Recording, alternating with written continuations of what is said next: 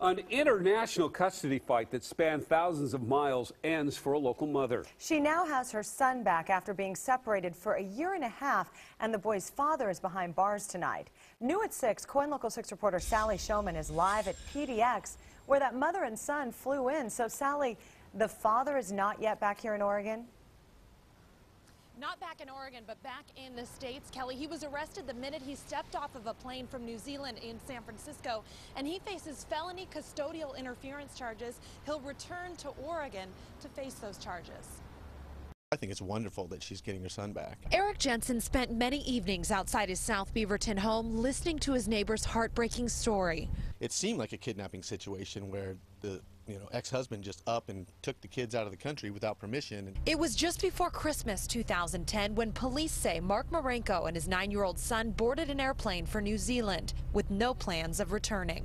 There were blogs on the internet that he was stating that, he hadn't abducted his son, that they were fine in New Zealand, they were living happily ever after.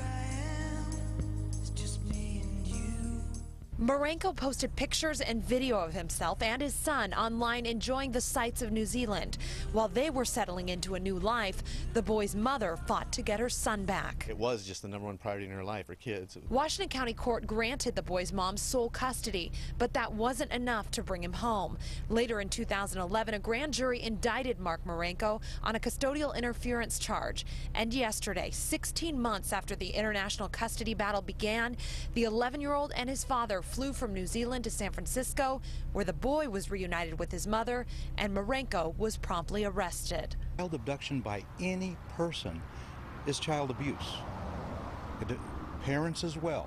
Portlander Sean Cruz lived through a similar ordeal. Well, that's my baby girl.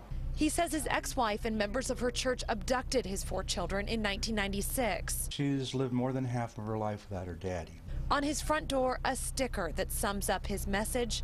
And Beaverton police say their message tonight is hope for other families waiting for reunions. We wanted them to know that there is light at the end of the tunnel.